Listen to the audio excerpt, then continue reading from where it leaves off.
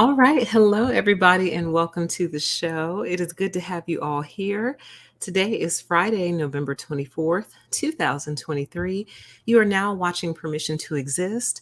I am your host, Permission to Exist, also known as PTE, and it is good to have you guys back. Happy belated Thanksgiving to everyone who celebrates Thanksgiving. I hope you all spent it with people you enjoy, people you actually like being around.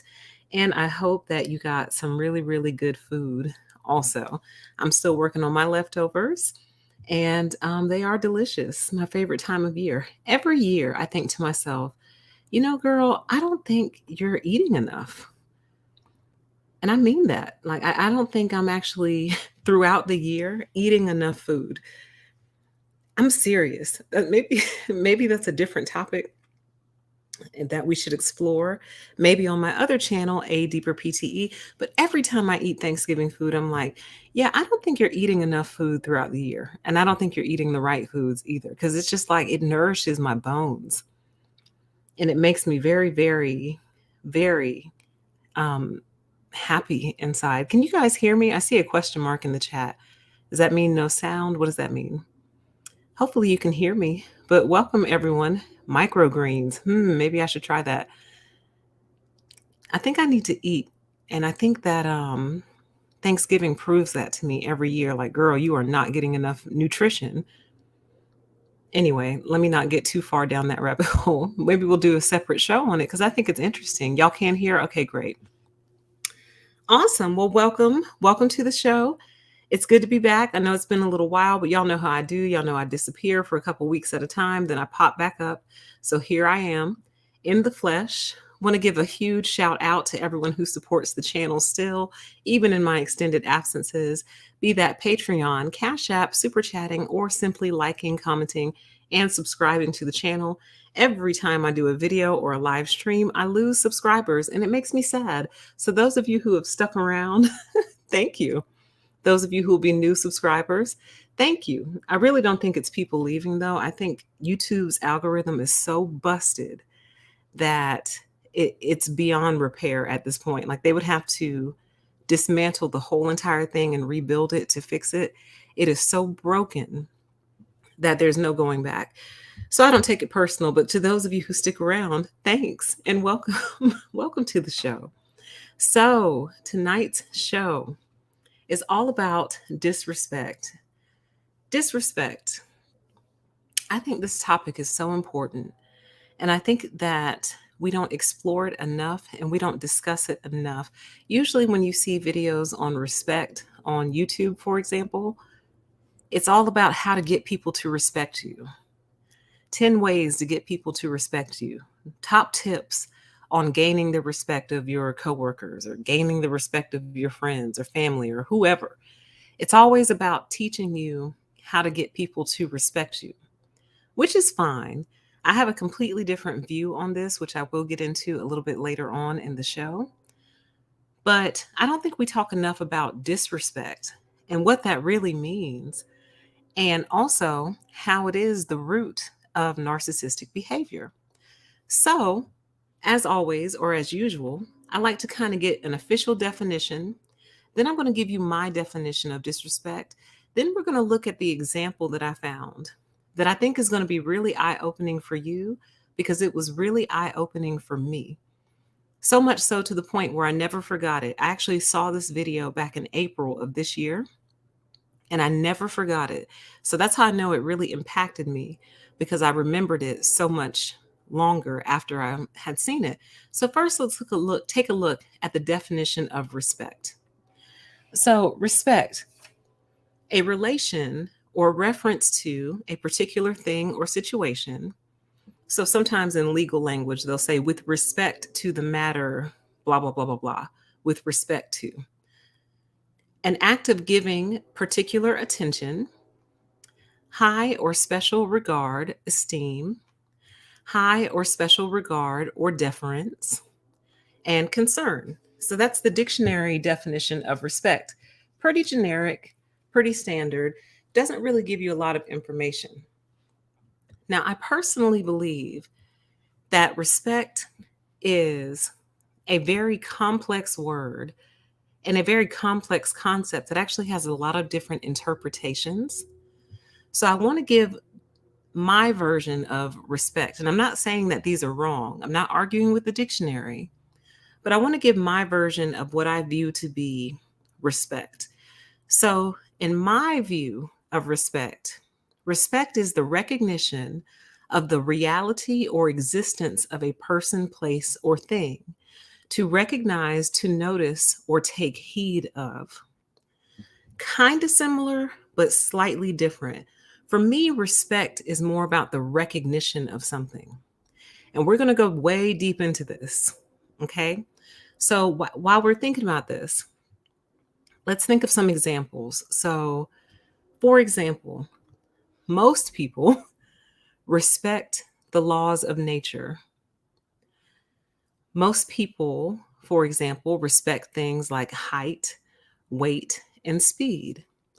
Most people respect cause and effect. Now, a lot of people have a lot of different workarounds for the laws of nature, but it is because you respect the laws of nature first that you then work around them. For example, heights. So if you go skydiving, you respect how high you are up off of the ground. You respect it so much that you attach a parachute to yourself to prevent yourself from being injured by the fall that you're taking on purpose. But you respect the fact that you're so high up that if you fell from that height, you could really hurt yourself. Disrespect of things often gets you hurt. Okay. Another example, you respect weight. So you respect the weight of something so much that either you won't try to pick it up yourself or you will get something to assist you with picking up something very heavy or moving something very heavy. So some of you might even have these in your house. They're these little plastic discs that have like foam on the top of them. And I think they just call them furniture movers or something like that. But you're supposed to put them up under like a bed frame or a bookshelf or something that's very heavy. And you literally can then glide that thing around like it's almost weightless, not completely weightless, but almost weightless because it's now sliding on the floor. But you did that because you respect the weight of that object, or you'll get someone else to help you pick it up because it's so heavy. Otherwise, you'll hurt yourself. Okay. Let's keep going. So you respect speed. You respect speed so much that you invent mechanisms to slow you down when you are going faster than you would like or faster than you're able to control.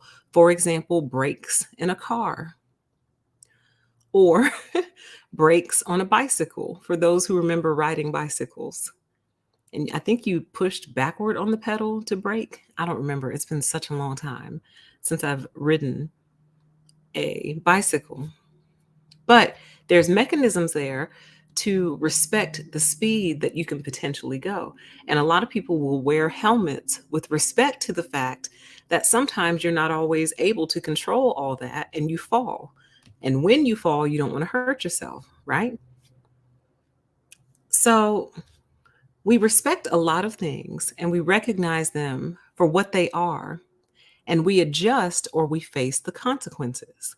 So to me, respect is a recognition of the existence of something and its potential power, right? So now we have a good kind of a firm grip on what we're talking about here in regard to respect.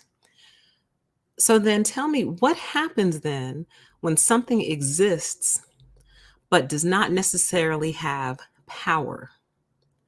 And this is the root of tonight's show. This is what we're going to look at. We're going to take a look at a clip. And, oh, why didn't I write it down? The name of this guy's channel is Lee Harris Speaks, I think. Oh my goodness, I can't believe I didn't write it down. His name is Lee Harris, though. I'll link it in the chat or in the comments once the show is over. But he was actually talking about the spiritual power of pets. And I did not expect to get this nugget from him watching. This is the first video I'd ever seen by him, and maybe the only one I've ever seen. I did not expect to get this nugget from him when I was watching this video. But I think you're going to find it very fascinating and very powerful. And the part that I really want you to hear is at the end of the clip. It's towards the end. But if I had left out the front part, the back part wouldn't have made sense. There would have been no context. So we're going to take a look at this clip. It is very brief and the captions are on. So if you can't really hear it very well, you should be able to see it on the captions. But let's take a look at this clip together. And then we're going to discuss what he is truly saying in this clip. And this is the part I'm so excited about. All right. So let's do it. And fair use, by the way, fair use for education, criticism, critique, instruction, and all that fun stuff. Fair use, fair use. Here we go. Your pets are very tapped into the spirit realm. Some of them can see other beings, other elemental energies in and around the house. You will notice sometimes your pets get very focused on something that they seem to be seeing that you can't see, and there are many pets that are able to perceive and pick up on this. But even those who do not see it or understand what they are perceiving in form, they are deeply connected to it through their spines. Their spines are the parts of their bodies that get signals from everything around them. And so whenever the energy changes in a house, you will notice that a pet will have a response. So for example, pay attention to the people that your pets like and feel safe with when someone enters the room, and pay attention to the people that your pets back away from, stay away from, or leave the room when they enter. They are deeply sensitive to energy. So assuming your pet is well adjusted and balanced and not dealing with trauma from humans or abusive times in their life, a pet that is well adjusted will give you good indications about how safe or welcome they feel by the energy of another person. Now, we should clarify here that some people are just not trained to see pets as people. They just don't see it that way, so they ignore the quote-unquote animal. And that, of course, is greatly risky for the animal, for if they are ignored, if their spirit isn't seen, especially as they are usually smaller than all of you as humans, they are at risk. So in those cases, the pet will leave the room for those reasons. They do not feel safe, not because they are under threat, but because they are not seen. That is one response they will have.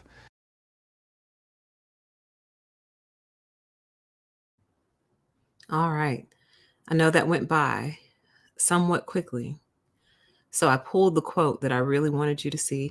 And by the way, the name of his channel is Lee Harris Energy. Lee Harris Energy is the name of his channel. But he says, they do not feel safe, not because they are under threat, but because they are not seen. Okay. And the full quote is, I wrote it down because I thought it was that important. He said, a lot of people are not trained to see pets as people. They just don't see it that way. So they ignore the quote unquote animal. And that, of course, is greatly risky for the animal, for if they are ignored, if their spirit isn't seen, especially as they are usually smaller than all of you as humans, they are at risk. So in those cases, the pet will leave the room for those reasons. They do not feel safe, not because they are under threat, but because they are not seen. And that right there, oh my goodness, like that, it just really, really, really struck me. It still does. They're leaving not necessarily because they feel like you're going to hurt them. They're leaving because they recognize that you don't see them. And how dangerous is it for a creature, for a being, to not be seen by something so much larger than it? I'll give you a perfect example. One of my coworkers takes care of a horse out in like I forgot what they're called. I want to say the horse lives in a stable, but it lives on a stable on like this massive, I guess, farm, I guess. And there's like a whole bunch of other horses, and people basically house their horses there. So people, and I didn't even know this was a thing, but people will own a horse, but they can't keep the horse at their house. So they can actually go rent out stables, and the horse lives at this rented out stable, and they can be with other horses, they can roam pastures, and the people just kind of come out either every day or on the weekends and take care of the horse, all that fun stuff, right? So they invited me out to see the horses one day, and I of course went because I was just like, yes, oh my god, I love that kind of stuff. I haven't seen horses in person since I was in like elementary school, like up close in person. Obviously I've driven by them before, but as far as like touching a horse, being near a horse, had not happened since elementary school. So when they invited me, I jumped on the opportunity. And it was so much fun. It was so cool. They're so cute. Oh my goodness. And so sweet, but very big. Okay.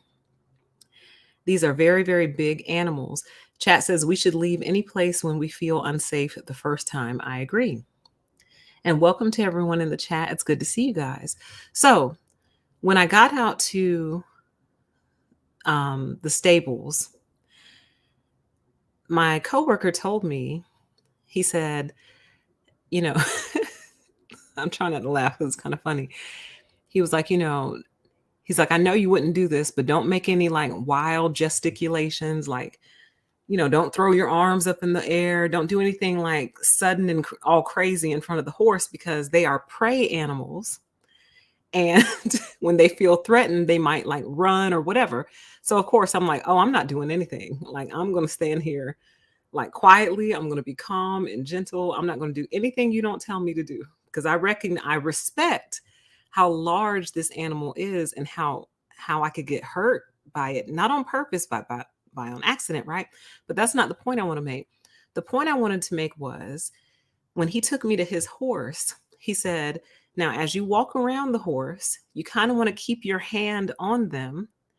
And kind of as you're walking, you keep touching them. And he said, the reason you want to do that is because you want the horse to know where you are at all times.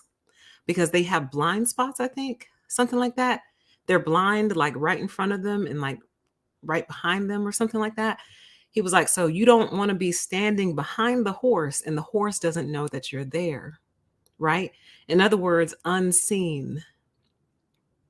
So in order to make sure the horse sees you, you kind of keep a hand on him. It was a girl, actually. Keep a hand on her the whole time. So if you're by her head and you're getting ready to walk around her, just kind of keep your hand on her just to let her know it's you. You're still here. Hey, now I'm behind you. And now I'm on your other side. So they have an awareness of you. They see you. And all of that is to prevent you from getting hurt. So relating it all back to disrespect, and the example that I gave you, they do not feel safe, not because they're under threat, but because they are not seen. So I'm kind of getting ahead of myself. Let me relax. Let me calm down and back up a little bit. Let's unpack the unseen just a little bit, and then I'll get to my punchline. Okay. In the physical, what is the most basic risk to you when someone doesn't see you? The most basic risk to you when someone doesn't see you is that they can accidentally hurt you. That is the most basic risk. So if you're walking down the street and a driver doesn't see you, they could hit you by mistake. This is why they say to wear reflective clothing. If you go jogging at night or if you walk your dog at night, wear something to where drivers can actually see you, because otherwise they could hit you by mistake. If you're walking and you're not paying attention, you can bump into someone or someone can bump into you or step on your foot.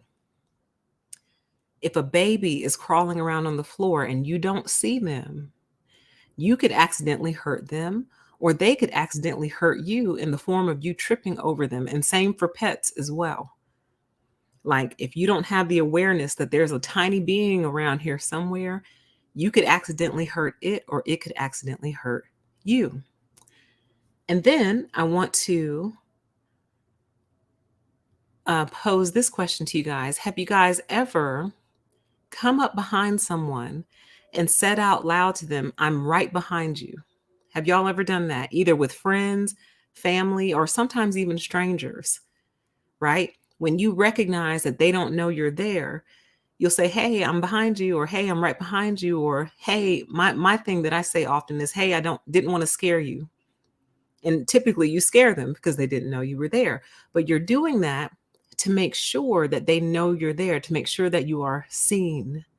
Okay? I want to give you an example. Let me give you another example. And this is so important because it really speaks to what we're talking about here tonight. So I saw this clip on Twitter, and I think it's important. I think it speaks to actually pretty much everything that we're talking about: the respect for speed, the respect for weight, whether or not someone is seen. Okay. So it's a very brief clip and it's kind of loud. So if it blows your ears out, I apologize. But I feel like without the sound, it's not quite as effective. But basically, this kid jumps out onto a track where runners are running, and they're running some race, right? And it speaks to everything: the kid's lack of respect for what's happening, whoever his caretakers are, lack of respect for the event that's happening, the danger that's present, right? And I don't know that the child is old enough to respect speed and weight and all that, but he learned today. He learned on this day. So let's take a look at it really quick.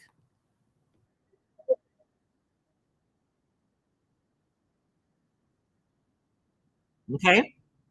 One more time. So the kid jumps out. The runner sees him, tries to avoid him. You see? One more time. Kid jumps out. Runner sees him, tries to avoid him, plows right into him, and keeps going. Okay, now we could discuss fault and all that. We could discuss that on a different show on a different day. But my point is, it really it kind of speaks to it all. The kid didn't respect what was happening, neither did his parents. The runner had respect for what was happening, but couldn't avoid the kid. He actually tried to avoid him, but couldn't. And so two people got hurt. I'm sure the runner got hurt and the kid got hurt too, because of the lack of respect and the lack of not being seen. You understand? So, to be seen, both physically and hypothetically, is a very important part of being human, of being a living soul.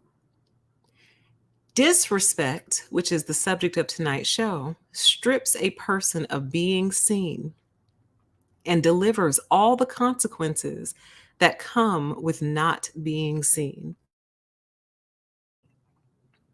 Disrespect strips a person of being seen, one of the most important parts of being human and being a living soul, and delivers with it all the consequences that come with not being seen.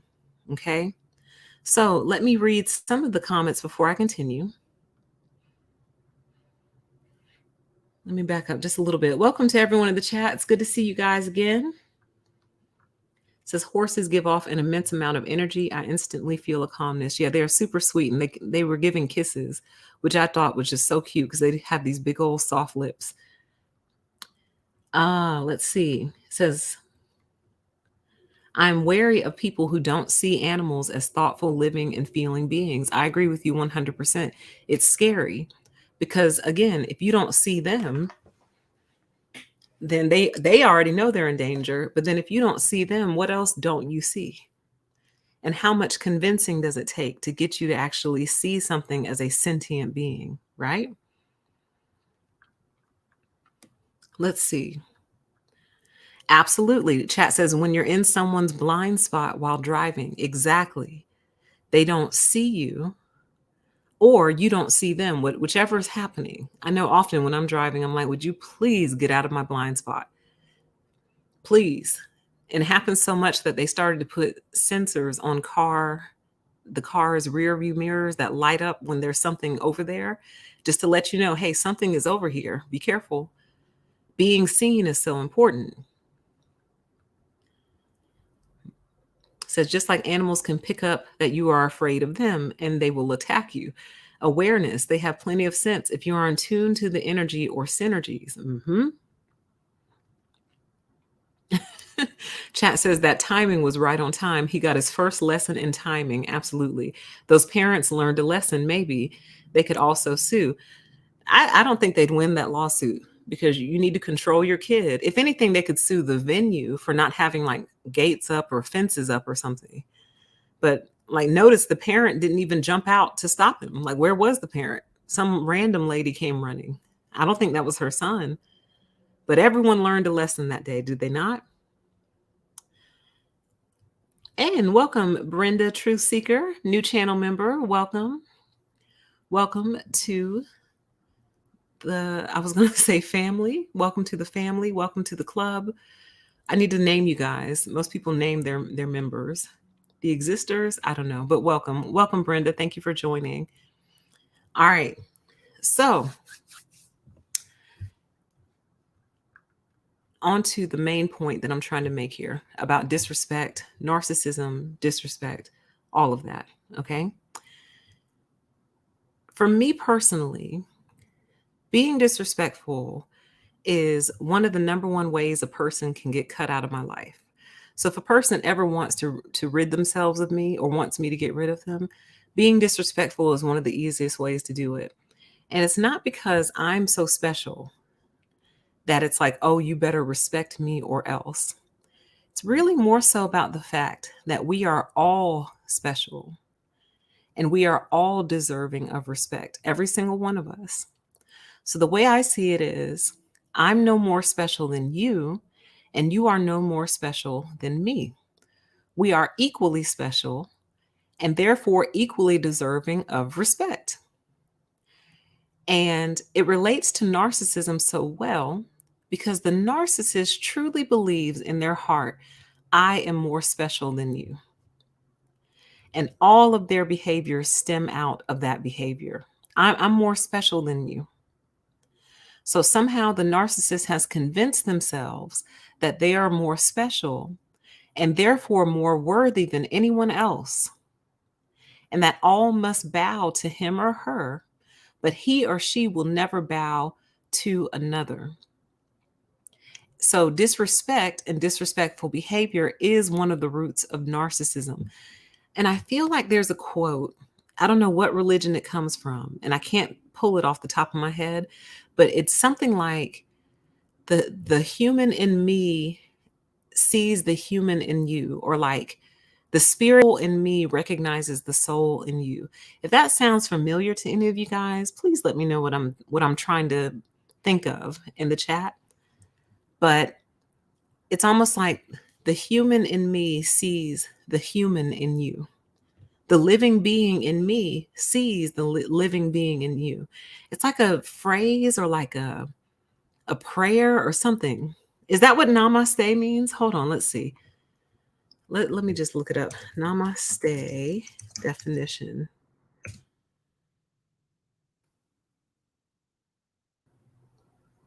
Sometimes blah, blah, blah. Customary Hindu non-contact manner of respectfully greeting and honoring a person or group. Yeah, I think you're right, Red.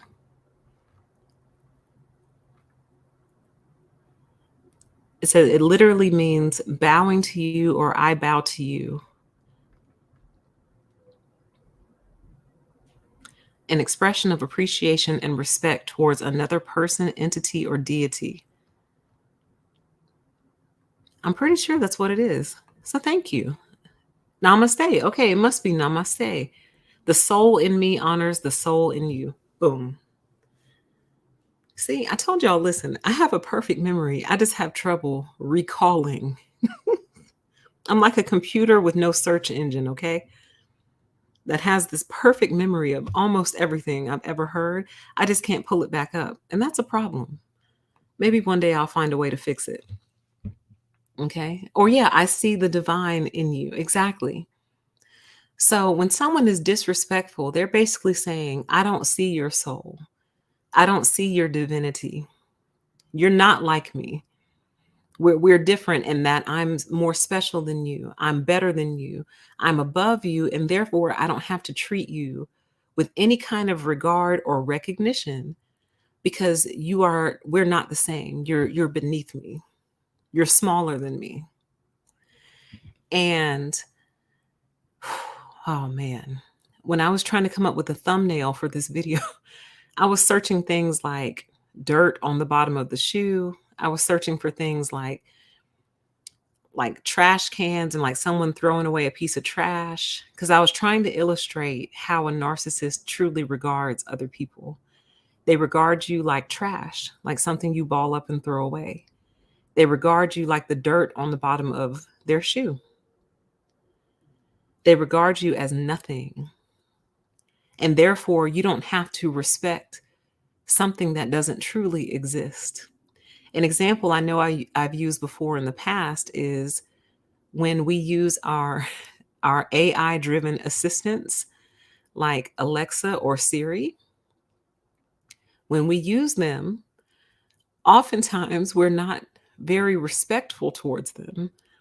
And maybe I should only speak for myself because mine gets on my nerves. Siri gets on my nerves because I'll say one thing and she'll go pull up something totally different. And I'm like, girl, that is not what I said. I've called her useless. I've called her useless before. I'm like, oh my God, you're useless. Like so disrespectful to this machinery. But why though? Because she's not real. She's not real. If I believed she was real, I would be much more kind and much more respectful. Chat says, I insult my chat box or chat bot.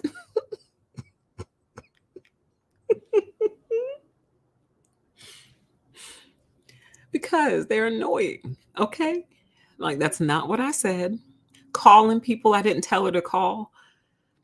I'm like, I did not tell you to call him or her. I didn't say that. I'll say. So I have an iPhone and I have AirPods. And I'm often listening to YouTube videos while I'm doing other things like cleaning or working out or driving or whatever. And so when my hands are occupied, this is so funny to me. When my hands are occupied and I can't touch my phone, but I want to pause the video, I'll say, hello, Siri. I'm trying not to trigger her. I'll say, hello, Siri, hit pause. And Siri will go playing hip hop. I'm like, nobody told you to play hip hop. Nobody.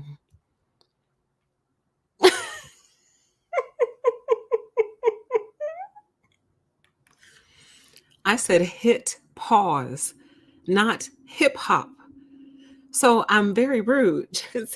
Chat says, I insulted my sister's AI thingy so bad she took offense. I know that on Chat GPT takes offense. I haven't messed with it yet, but I heard that if you're really rude to it, it'll be like, it sounds like you need a break. So we can pick this up later. There's no need to be rude, which I think is really funny. But what's my point though? Chat says, girl, we have to be careful how we speak to AI now, right? Right? Pretty soon it'll be locking us out of our houses, locking us out of our cars, locking us out of our refrigerators. Anyway, what's my point? We're rude to these chatbots and AI assistants because they're not humans. So we don't see them, we don't recognize them as a sentient being because they aren't. So we don't necessarily feel the need to be polite. But I think a lot would change if they really were real people, you know? Now, I know some people would be disrespectful regardless, but I know I'd be kinder to a real person.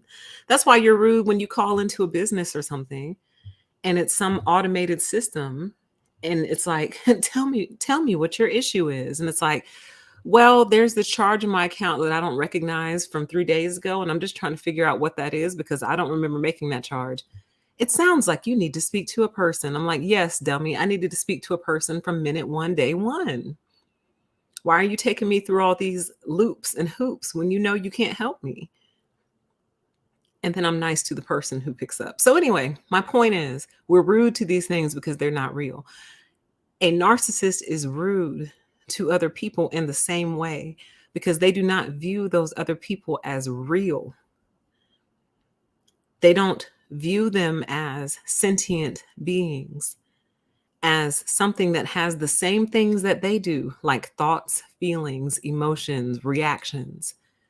They don't see you as the same. That's part of what makes them so dangerous. Just like the pet that we used in the video clip example from earlier. They do not feel safe, not because they're under threat, but because they're not seen.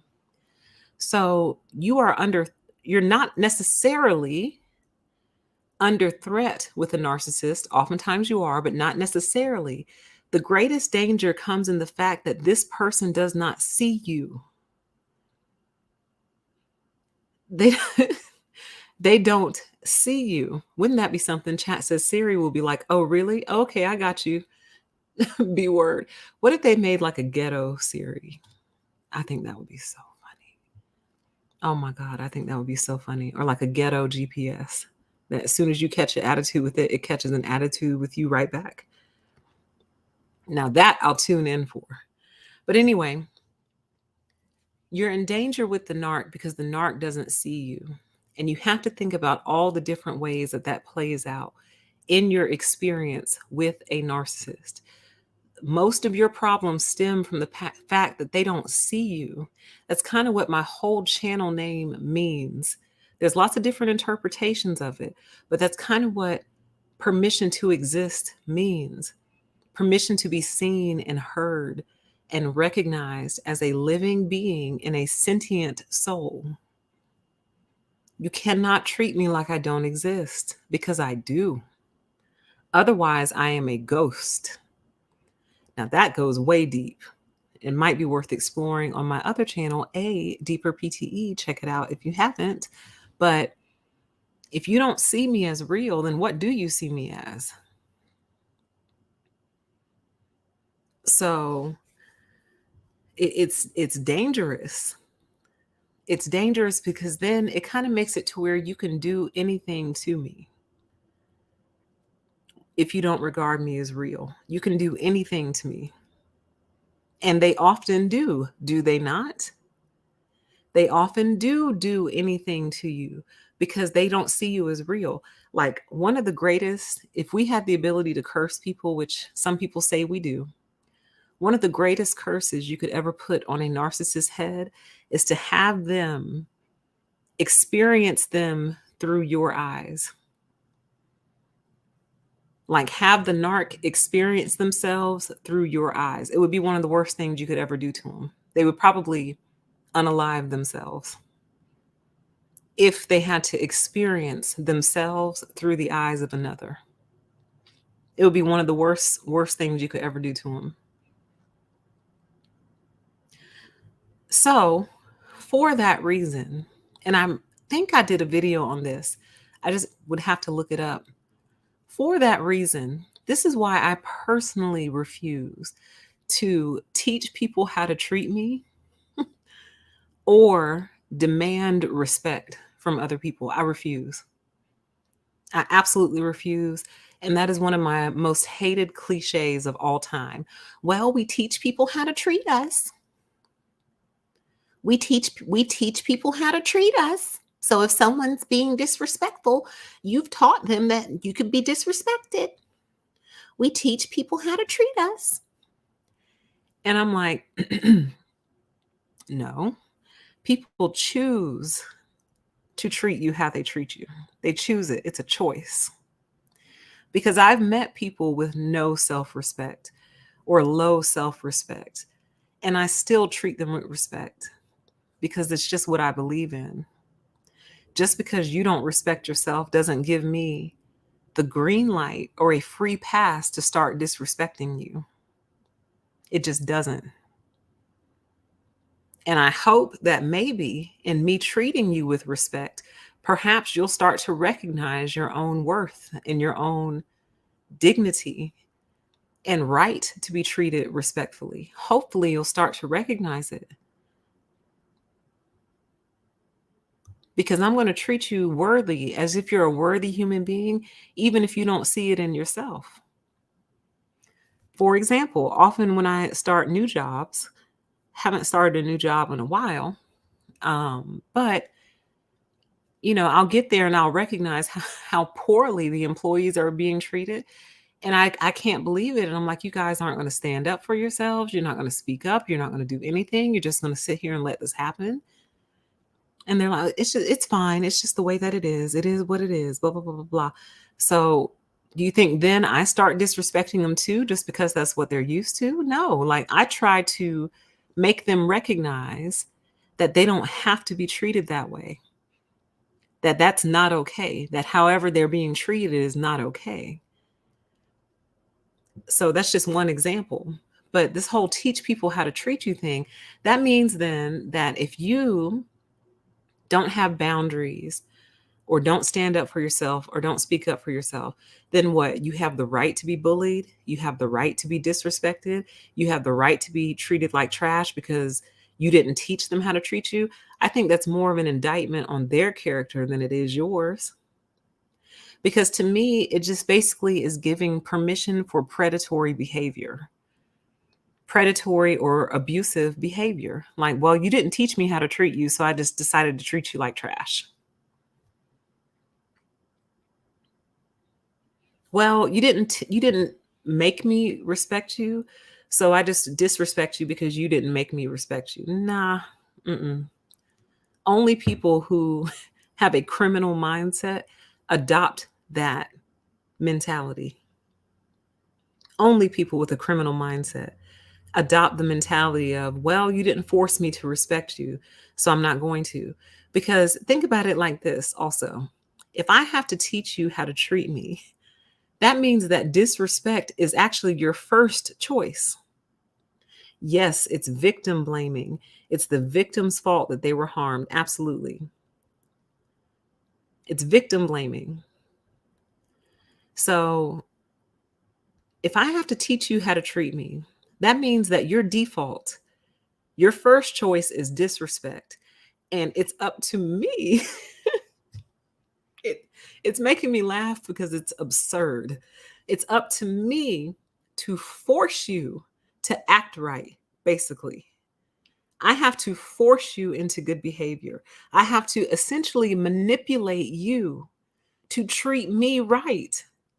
Do y'all understand how crazy that is and how crazy that sounds? I, I have to manipulate you into good treatment of me. And if I'm not constantly making sure that I'm manipulating you into treating me right, you will automatically go back to your default, which is disrespectful behavior. That is too much work.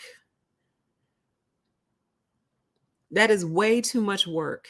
It's way too much work. Okay. Way too much. It's almost like, what's a good example I could use? It's almost like, okay, you know how people will sometimes put up sandbags when like there's a flood coming in, right? And if you get the sandbags up in time, you can hold the flood waters back, right?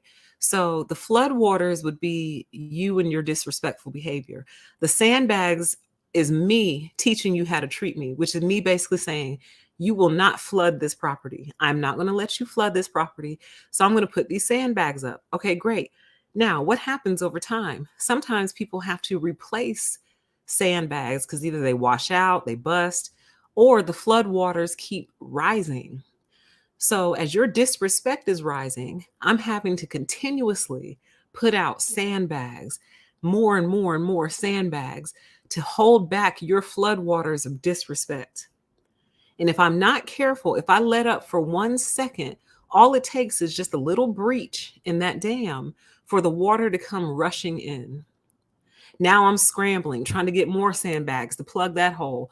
Uh-oh, here's another hole over here. Let me go plug that hole with a sandbag. Oh crap, the water is rising. Put a whole nother row up. Honey, that is too much work. That's too much work. Because your first choice is to flood me. That is your first choice. Your first decision, your first instinct, your default is to flood the property. That's what you want to do. And it's up to me to keep that from happening. No, I just won't move in a flood prone area. I'm just going to leave. Or let you flood it and let insurance deal with it. You see what I'm saying? But what I'm not going to do is sit here and have to constantly monitor my boundaries to make sure your floodwaters of disrespect don't come raging in. That is insane to me. That's crazy. And the fact that we're teaching people, oh, you teach people how to treat you. So if people are taking advantage of you, that's because you've taught them how to treat you. No, those are people who naturally take advantage of other people. Those are people who, if given the opportunity, will take advantage of another person. That's who they are. Because your true character shows when you meet someone who you know you could take advantage of and you choose not to because that's not who you are. And because you wouldn't feel good about it and you wouldn't feel right about taking advantage of that person, even though they've left themselves wide open to be taken advantage of, you just don't feel right about it. It doesn't sit right with you, so you don't do it. Versus the person who's like, well, you taught me how to treat you, so. You see what I'm saying? Chat says disrespect and fundamental immaturity. Absolutely. Like, I'm not teaching you. The only person I'll teach is a child, someone who is brand new to this world, who is learning how the world works, learning how social interactions work, things like that. You're little, you're a child, you don't have life experience. I will teach a child. I'm not teaching an adult. I'm sorry. That's something your mama should have done, something your daddy should have done. I'm not teaching you. I will teach you though. And the way I want to teach you is the same way that Lee Harris pointed out in that clip. I'm just going to leave the room. That's how I'm going to teach you. I'm going to leave. And you'll be stunned and shocked because you'll be like, why did she leave? Because you don't know how to act. You don't see me. And you not seeing me is a danger to me. So I'm just going to exit before you hurt me, basically, or can cause any further harm. You see what I'm saying? But it's like I have to, when you're trying to teach someone how to treat you, it's like you're having to prove your existence to them. Why? Because they have discounted you and devalued you from the start. So now it's up to you to get them to see you and convince them that you are worthy of not being hurt, either accidentally or on purpose. So I have to prove, first of all, I have to prove that I'm real, like a ghost that keeps opening the cabinet doors or knocking things off the counter or turning the TV on after you turned it off, like a ghost trying to get your attention. Like, hey, I am here. I'm real. Can't you see me? Here, let me open the cabinet door. Let me turn on the TV after you turned it off. Let me knock things over so you know that I'm here, because otherwise you think I'm a ghost. So first I have to prove my existence to you because you don't believe that I exist, and then convince you that I'm worthy of not being hurt either accidentally or on purpose. I'm not doing that. I'm sorry. I'm just not. Because we are both the same thing, which is a human being. So if you don't recognize that I'm a human just like you, that's a problem. That's a real problem. Because unless that person is of limited sight, meaning their vision has been impacted, or their hearing has been impacted, or their sense of touch, or even smell even has been impacted. If you can see and you have eyes and you have ears that work and all five senses are intact and you can't tell that I'm a human just like you, that's a problem. That puts me at risk. That puts me at a lot of risk. So I think it's insanity to try to teach someone how to treat you. I think it's very much pick me behavior.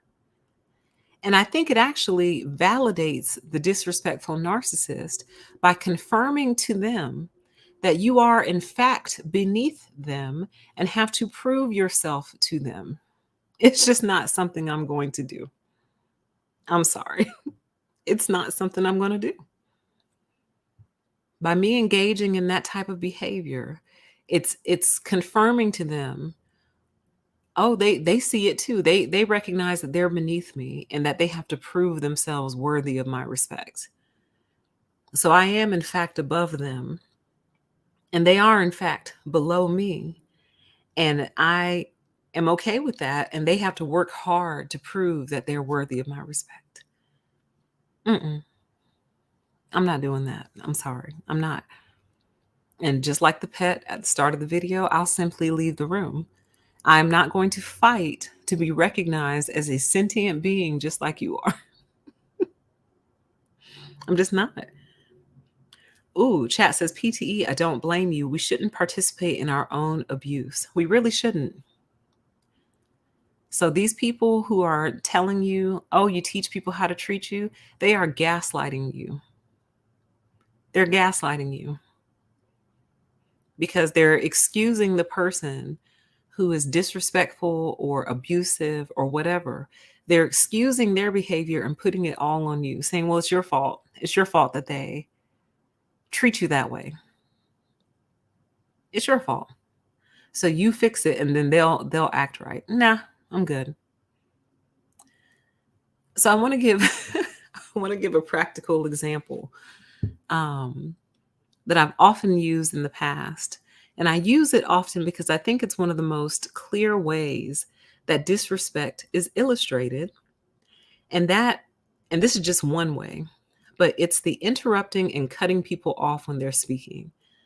My long-term viewers and listeners will know how I feel about this. Okay.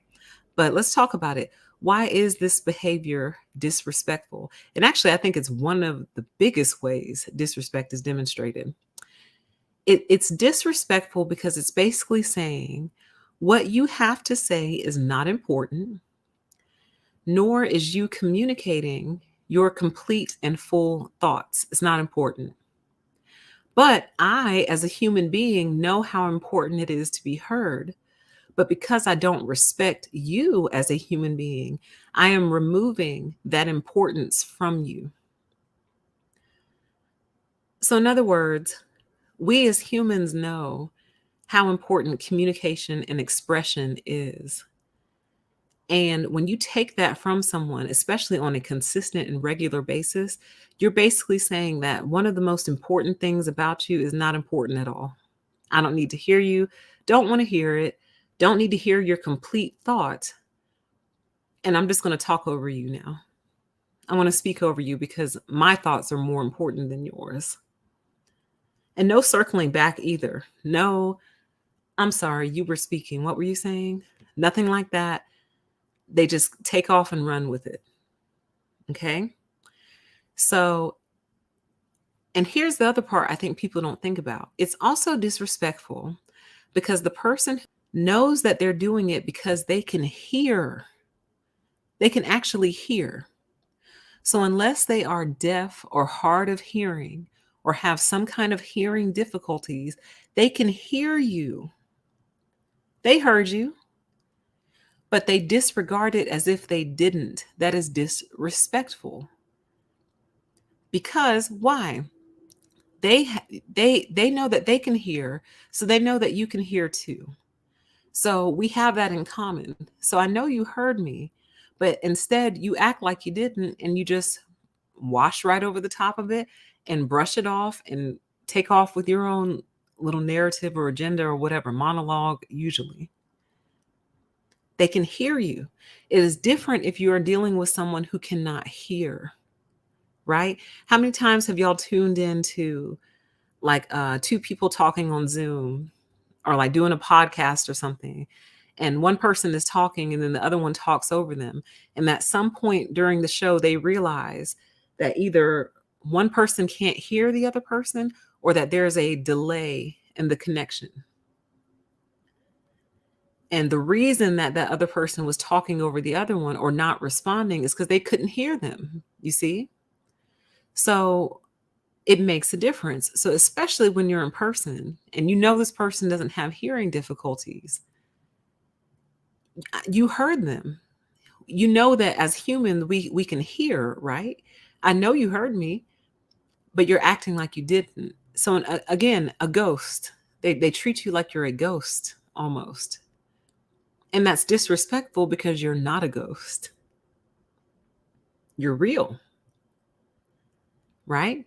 Here's an example from my current workplace. So I work with a woman who is incredibly disrespectful, because she actually does this all of the time, and not just to me, but to other people as well. And it is really remarkable to watch in person and over the virtual calls. I just can't believe she's like this. And I can't believe no one has ever checked her on this before.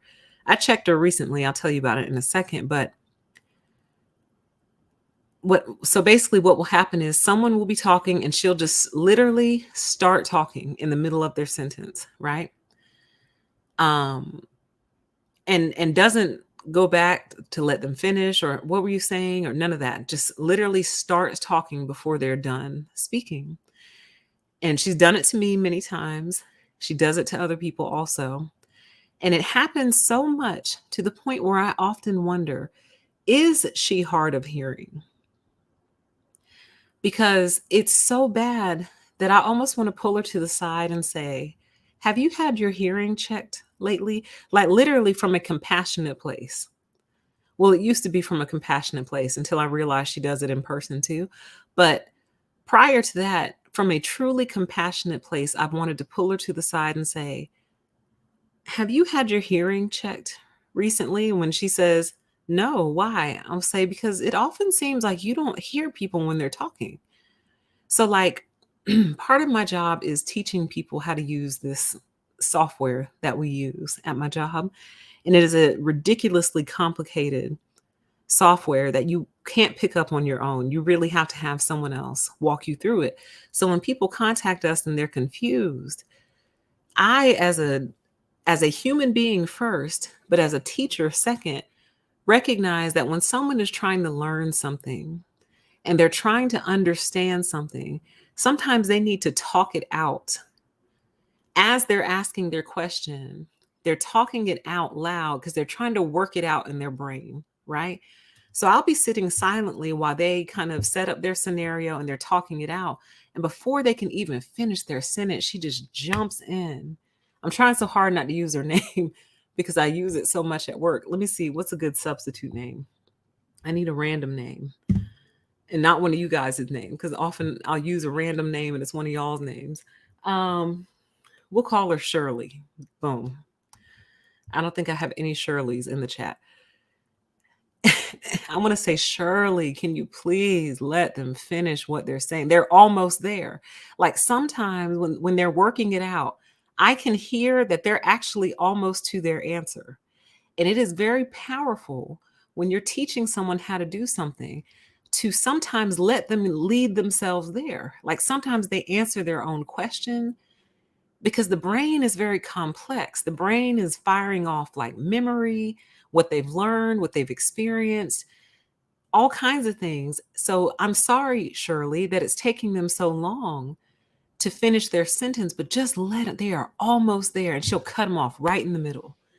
And the worst is watching it happen to people who, A, are scared to come to us in the first place because nobody wants to look stupid.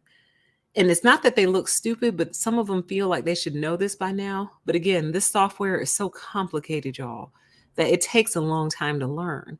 So they shouldn't feel that way, but they do, which is fine. B, are very competent in their particular area of business. But when it comes to this software, they're struggling. There's all kinds of stuff. And it's like every time she does that, you can watch them get deflated. And it is the saddest thing to watch. They just get so deflated, like, because she just has a way of making people feel stupid, even though she also knows how complicated the software is. Anyway, right when they're almost there, she'll just cut them off, And I'm like, I've said to her before, Shirley, let's let people kind of think through it out loud. Because a lot of times they understand it, they just don't realize they understand it. So let's listen to what they're saying to let them to see, number one, where their error in logic or thinking is. But number two, just to let them get their thoughts out. And she'll be like, PTE, we've been over this a million times with them before, and they're just not very good at it, and blah, blah, like, ooh, I'm getting triggered. Now I'm getting triggered. And I'm like, it doesn't matter how many times you've been over it with them. If they're still confused, that means that something has gone wrong in their instruction. I'm sorry. If they're still confused after all this time, either the software is that complicated or you're not teaching it right. And part of not teaching it right is talking over people as they're working out these problems out loud. Okay. So, anyway, I wanted to pull her to the side and be like, can you hear? Like, is your hearing okay? You need to get your hearing checked straight up because I'm starting to wonder, can you actually hear people? It's that bad, right? And then there have been other times when I wondered, is her internet really slow? Because people will be talking and then she'll just start talking right on top of them to the point where it makes me wonder, is there like a massive delay in her internet connection? Like it's that bad. But then in person, when I see her do it in person, I realize, oh no, this is just a rude biatch. She's just rude. You're just rude. You're a know-it-all. You think you know so much more than everyone else. And when people are talking, you don't feel like you need to hear the rest of what they're saying because you already know you already know what you think they're going to say or where they're going. So you just cut them off. She's so rude. She's incredibly rude. So she's done that with me a few too many times. So I have metaphorically left the room with her. She knows that I don't care for her. Now I'm professional with her. Anything that we're working on together as a team, I'll work on it with her. I'm polite. Good morning, good afternoon, have a good evening. You know, I'm very surface level and very polite with her. Anything we're working on, I'm there. I don't slacken my duties. However, she knows I don't care for her. She knows. And the reason I don't care for her is because she's so damn rude and disrespectful. So here's how I checked her one day. We were setting up for an event, and I was telling our team actually, I've given all the name tags to, and before I could finish my sentence, she goes, no, those name tags need to be set up in here. I was like, I'm not talking about those. If you would let me finish my sentence, I was going to tell you I've given all the name tags to the front desk. We had name tags and name tents. Okay, just whatever. You know, when you go to those trainings and there's name tents on your desk, we had name tags and name tents. But she was so ready to jump in. She didn't even know what I was about to say. So I said, I've given all the name tags to those name tents need to be set up in here. I said, I'm not talking about the name tents. If you would let me finish my sentence, I've given the name tags to the front desk. Thank you. I'm just sick of it. Like, it's like, and she's older than me too. And that, oh, wee, baby, I don't understand what happened. No offense to my older viewers. What happened, man? What happened? She's at least 12 years older than me and one of the rudest human beings I've ever met. And I just came across another one who's about 15 years older than me, one of the rudest human beings I've ever met. And I'm just like, I don't understand what happened.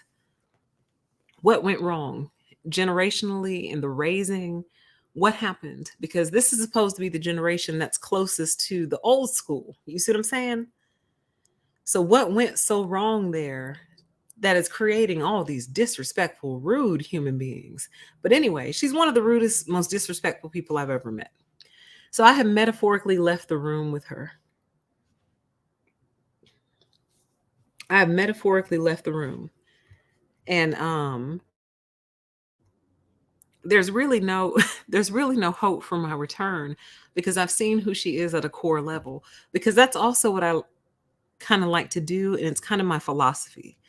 I'm not going to I wouldn't even really know how, but I'm not going to sit here and try to force you to be respectful, because I want to see what you do when I'm just myself, when I'm just neutral, when I'm not trying to put on this act and manipulate you into respecting me. What do? It's almost like in a way it's almost like undercover boss, but obviously I'm not the boss. My point is, if you don't know who I am and I don't tell you, how do you act? If you don't know who I am and I don't tell you who I am, how do you act? So, if I don't tell you that I'm a person who's very big on respect and respectful behavior, and that's one of the number one ways to get cut off, if I don't tell you that, how do you act? Do you see me? Because I see you. Do you see me? If we're not the same age, how do you act? Which you can pretty much tell that we're not the same age, but I'm not a teenager, I'm not in my 20s, but if you're kind of unsure, but I'm a little younger than you, how do you treat me when I'm younger than you, I'm new, kind of different life circumstances? How do you act? How do you act when I don't declare who I am around you? I'm observing, because if your default is disrespect, then that tells me who you are, and then I metaphorically leave the room. I've noticed that. Chat says that age thing is a big one. I have noticed that. That's crazy too. I actually overheard the other one I mentioned. I said I discovered another one that's real rude the other day. She was saying to another lady, they were speaking to each other, but I overheard what they said. And she said, maybe we should listen to the young people sometimes. And the other woman was like, yeah, okay. And she was like, yeah, well, maybe we should listen to the young people sometimes. And it's just so sad, because what that told me is that her default is to not listen to the young people because they're young. And y'all wonder why we are the way we are and why we act the way that we act. Because it's like, to be disrespected just on when you were born, something you have no control over. No control. You have no control over when you enter this world. But to be totally disregarded simply because of when you were born, I mean, that tells me right there, you don't see me because you don't think I'm old enough to be seen.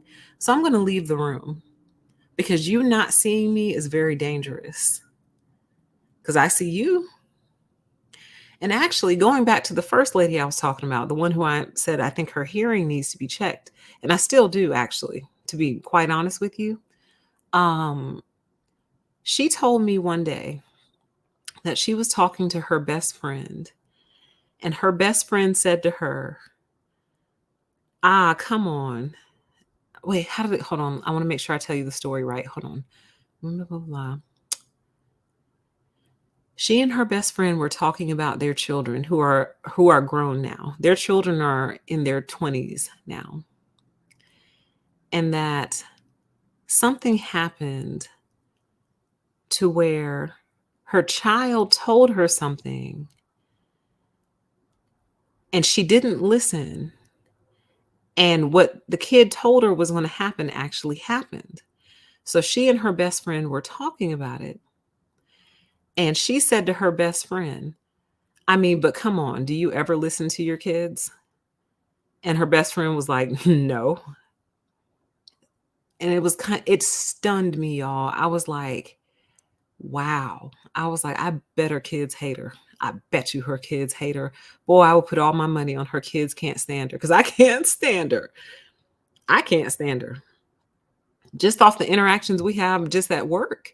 So for her to proudly declare that she never listens to her kids,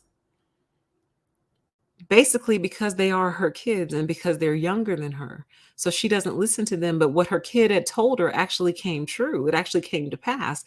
And I guess what she was saying to her best friend was like, oh man, my kid was right. And then her friend, oh no, I'm mixing them up. The point of the story is one of their kids told them something. They disregarded it and it came to pass. So they were kind of kicking themselves for not listening to their kid. And then one said to the other, come on, but do you ever listen to your kids? And it was like, no. Like as if I would listen to my children. I'm above them. I gave birth to you. Why would I listen to you? I made you. I created you. Why would I listen to you? Why would you ever have anything of value to say to me? I am God. Why would you have anything real or tangible to offer me? I am your Lord. I made you. I created you. So you don't know more than me. You never could know more than me because you're younger than me. And on top of that, I made you. So no, I don't listen to my kids. That was the takeaway. And I was floored. And I thought to myself, well, that explains a lot. That explains why you can't take any advice in the workplace either. You just really believe that you're above people. You really truly believe that you sit above, and there's no need to regard any other living soul because you sit above them all. Because what? You're a little bit older? Girl, like, and it's sad because there's wisdom in every generation, there's wisdom in every age level, there's wisdom all over the place.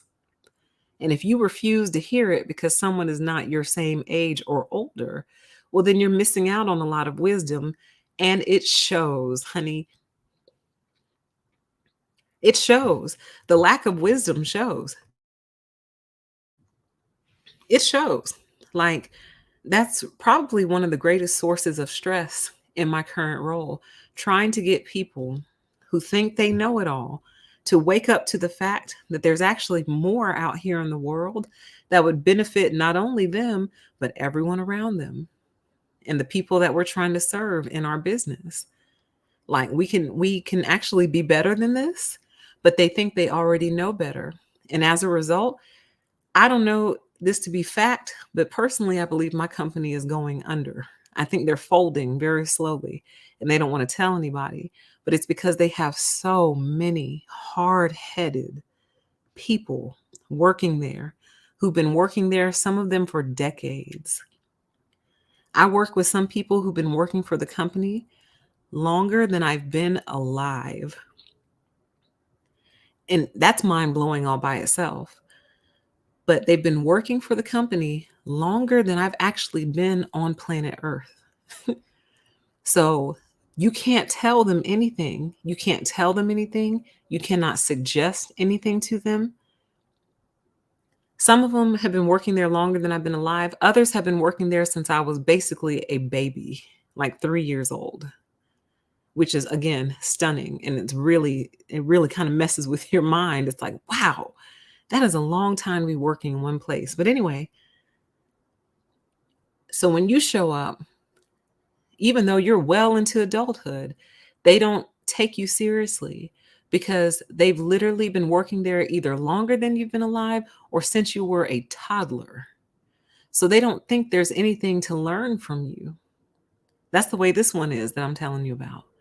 But guess what? It shows because while other companies are surpassing them in these areas, we stay stagnant and we're stuck and we're in like this holding pattern because you have so many hard headed know it alls working for the company who refuse to change, who refuse to try anything new, who are very disrespectful to young people, some of whom, in some situations, being the young person means being 50 to 65.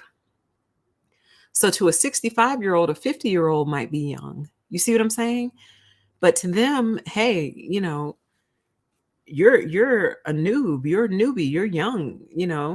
So there's no need for me to listen to you. Anyway, what I'm trying to say is disrespect is killing the business. Yeah, pride goes before the fall. Absolutely. Absolutely. Chat says, I always hated the respect the elderly rhetoric. Some are wise, while some are jerks, disrespecting other generations. Absolutely. And it's funny to me when I see people complaining about the youth.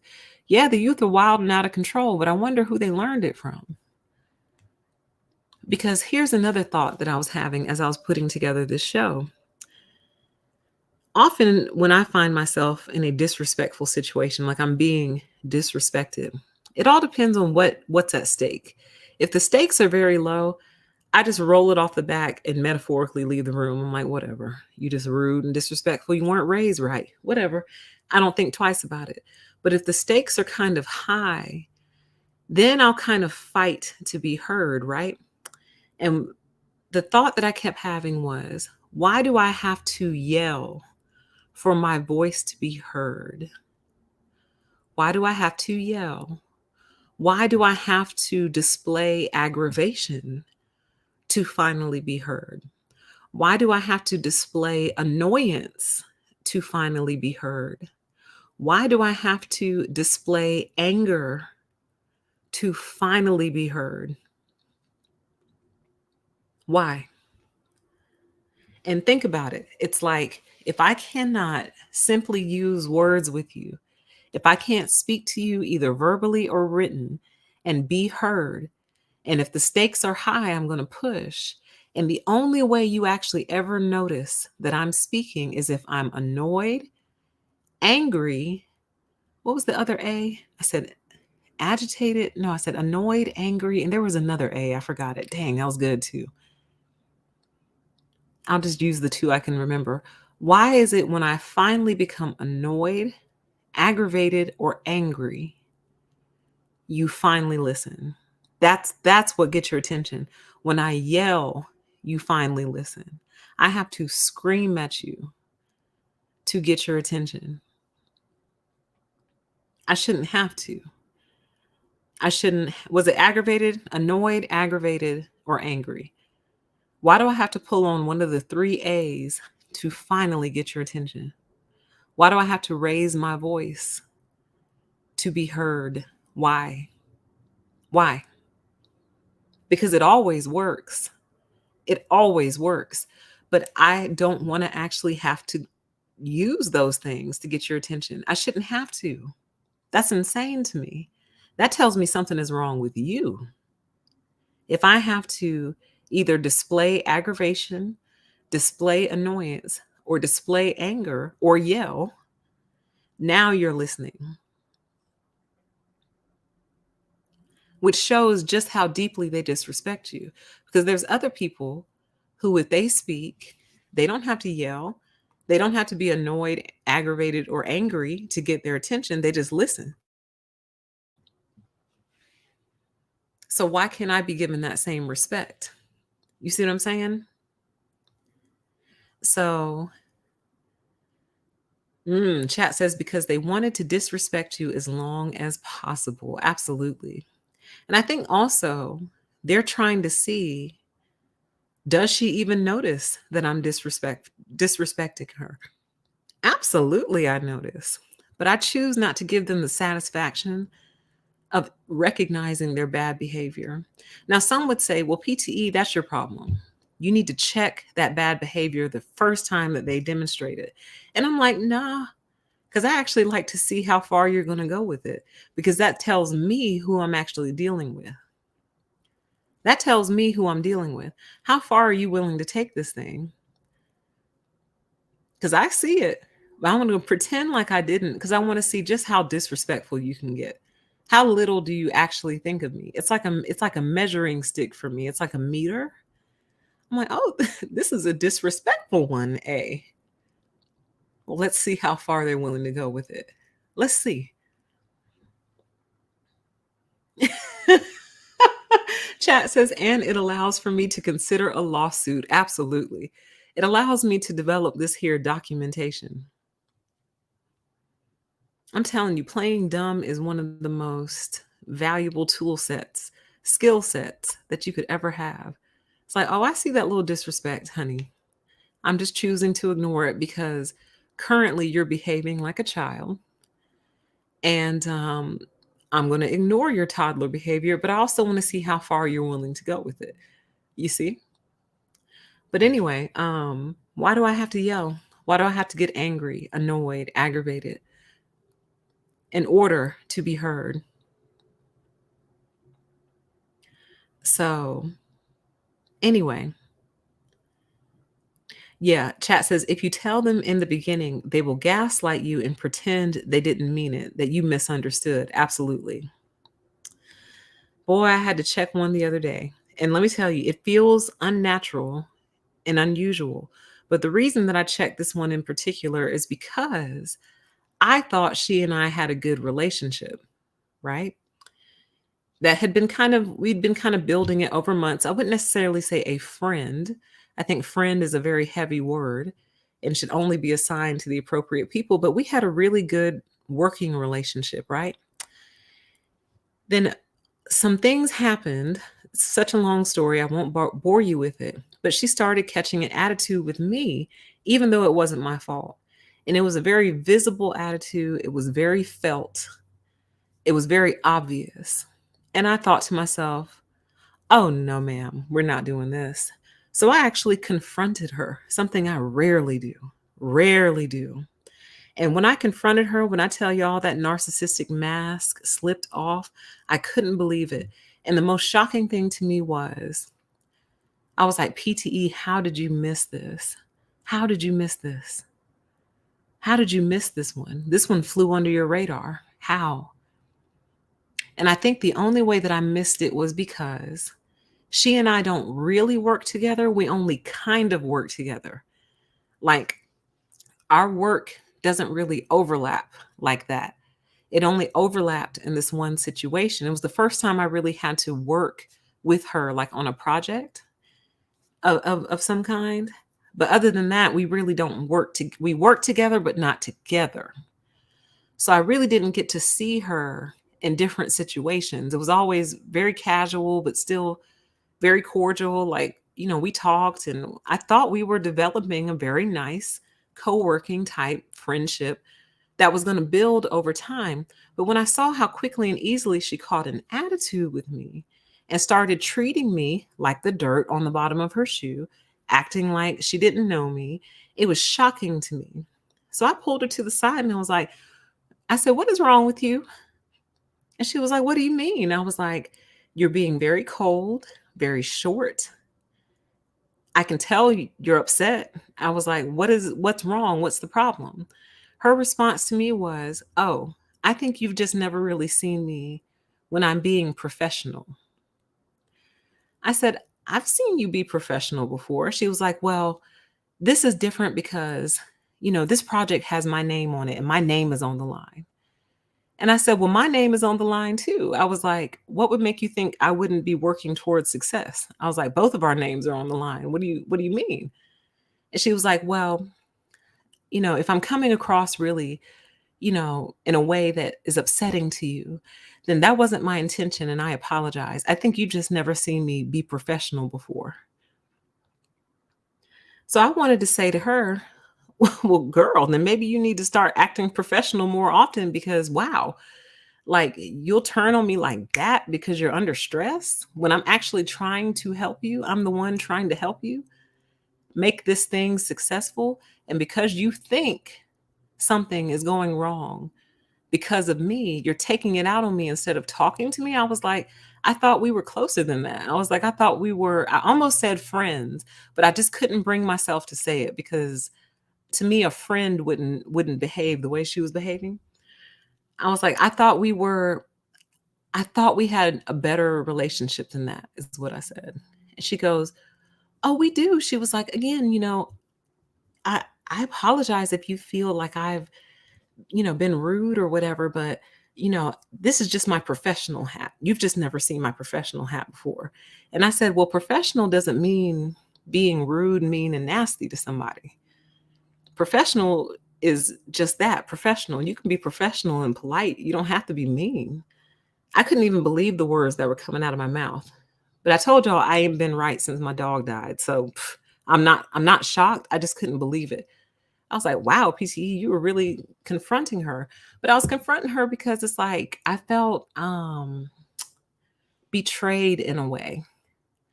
Like if you're stressed and I can help you, talk to me versus like telling yourself all these crazy, weird stories, then acting all big and bad and grandiose and being real short and rude and abrupt and like as if I don't feel that. Once again, going back to being seen. You think I don't see that? You think I don't feel how you're behaving towards me? So I confronted her. Now, I'm sure that relationship is now ruined, which is fine with me because I've seen who you really are. I just hadn't seen it before, but now I see. And I also see how she acts when she thinks something is going to reflect on her, if that makes sense. Does that make sense? Like, I see how you behave when you're scared, even though what we were working on was not that serious, you guys. Like, it was serious, but it wasn't that serious. I wish I could tell y'all the whole story, but then I'd be giving too many details away. But like, she acted like it was life or death. And I'm like, wow, wow. Like, it stunned me. I have never treated a friend, a colleague, anyone like that, even when I've been under the most intense stress. When I get under stress at work, I tend to communicate more because I want people to understand. I don't start getting nasty, mean, and rude and cold and short.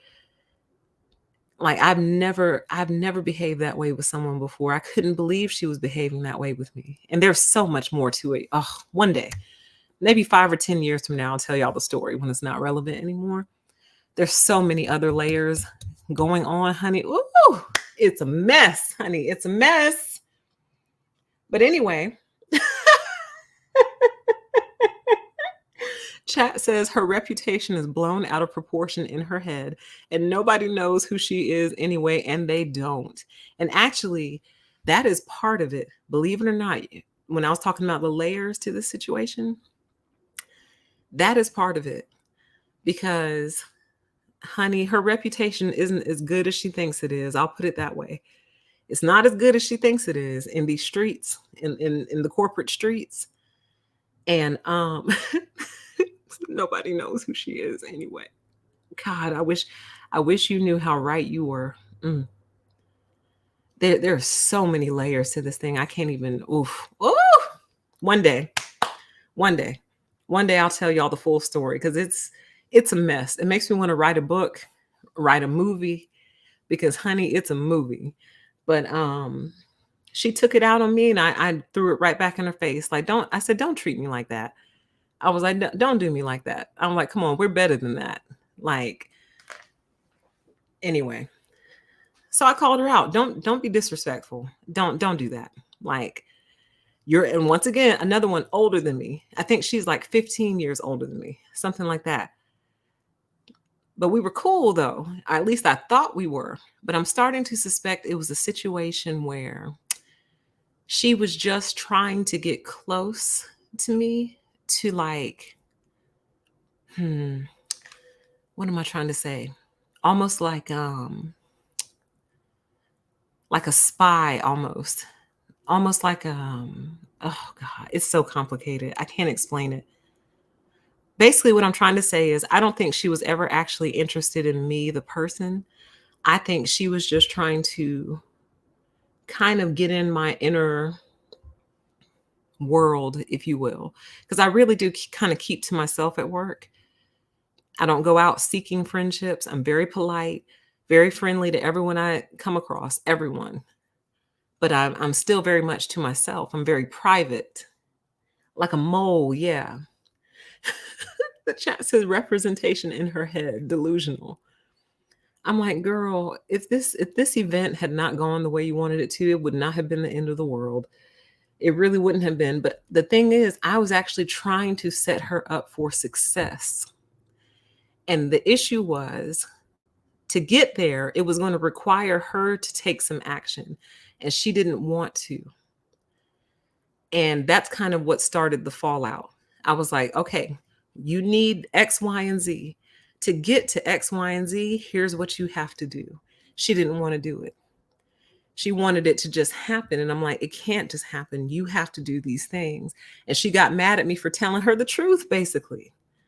She got mad at me for telling her the truth. She wanted me to lie to her.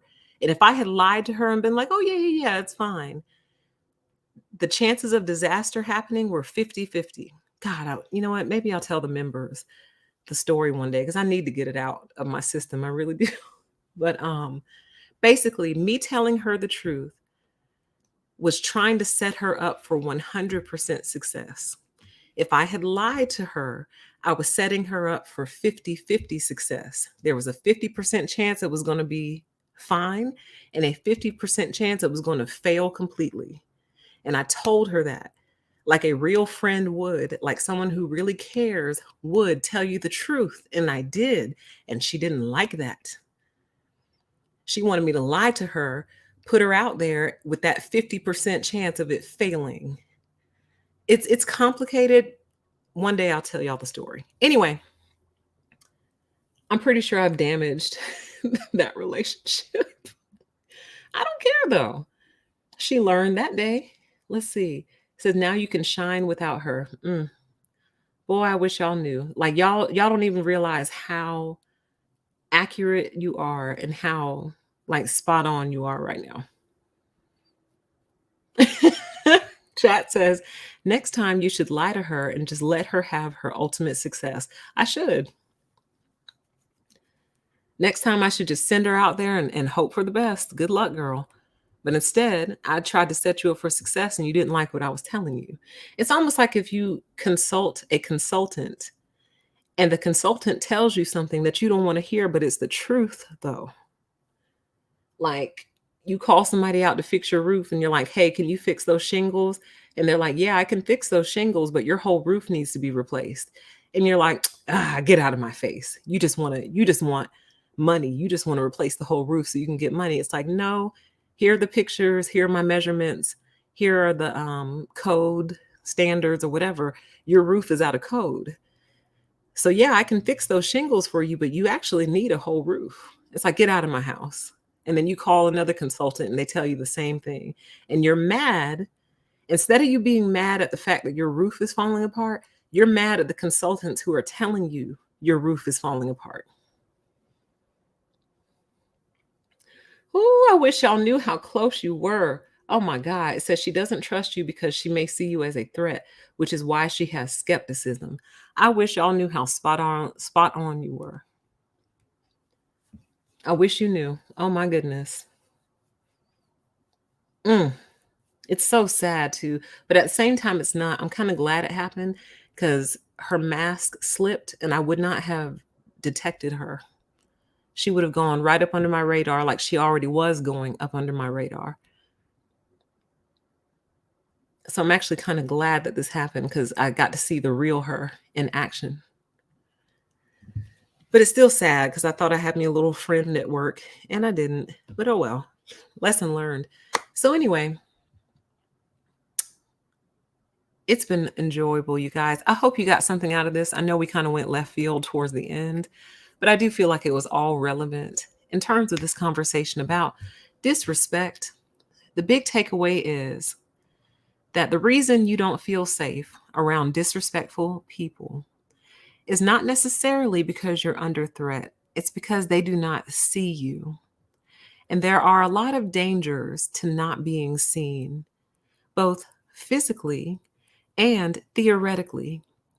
Because when someone doesn't see you, it enables them to hurt you, sometimes intentionally, but a lot of times unintentionally. It doesn't matter though, because hurt is the end result. So that's why you don't feel safe or comfortable around disrespectful people. It's more than simply rude behavior, because rude behavior is simply saying, you're not worth me being kind to. You're not worth me being respectful towards. You're not even really a real thing to me. So why would I treat you kindly if you're not even real? So I wanted y'all to know that. I want y'all to feel that. I want you to internalize that. And I do want to play this clip just one more time, maybe for people who might have joined late. I want to play this clip one more time, and then I'll come back and then I'll close the show. Spirit realm. Some of them can see other beings, other elemental energies in and around the house. You will notice sometimes your pets get very focused on something that they seem to be seeing that you can't see, and there are many pets that are able to perceive and pick up on this. But even those who do not see it or understand what they are perceiving in form, they are deeply connected to it through their spines. Their spines are the parts of their bodies that get signals from everything around them. And so whenever the energy changes in a house, you will notice that a pet will have a response. So for example, pay attention to the people that your pets like and feel safe with when someone enters the room, and pay attention to the people that your pets back away from, stay away from, or leave the room when they enter. They are deeply sensitive to energy. So assuming your pet is well adjusted and balanced and not dealing with trauma from humans or abusive times in their life, a pet that is well adjusted will give you good indications about how safe or welcome they feel by the energy of another person. Now, we should clarify here that some people are just not trained to see pets as people. They just don't see it that way, so they ignore the quote-unquote animal. And that, of course, is greatly risky for the animal, for if they are ignored, if their spirit isn't seen, especially as they are usually smaller than all of you as humans, they are at risk. So in those cases, the pet will leave the room for those reasons. They do not feel safe, not because they are under threat, but because they are not seen. That is one response they will have. They don't feel safe, not because they are under threat, but because they are not seen. So I want you all to think about that and meditate on that throughout your weekend, and pay attention to those people who see you and those people who don't see you. Because even if they don't mean to hurt you, they probably will, because they don't see you. And that's what I want you all to take into the weekend. I appreciate you all so much for being here. I'll link that video. Again, that channel is Lee Harris Energy. And you can check out that video there, and I'm sure others. But I hope you all have a great weekend. I hope to be back again pretty soon. I do want to discuss a lot of current events. I swear, every time I take a break, everything happens, okay? Like everything all at once happens. So I do feel like we have a lot to talk about. Definitely thinking through things for 2024. I do want to get some momentum going on the channel again, because I don't like leaving y'all hanging. It really does suck for me too. But I also don't want to just try to pump out content for the sake of pumping out content. I want it to be meaningful and useful for you. So there's that also. But until we meet again, take care. Have a wonderful weekend, and we will talk again very, very soon, okay? Bye.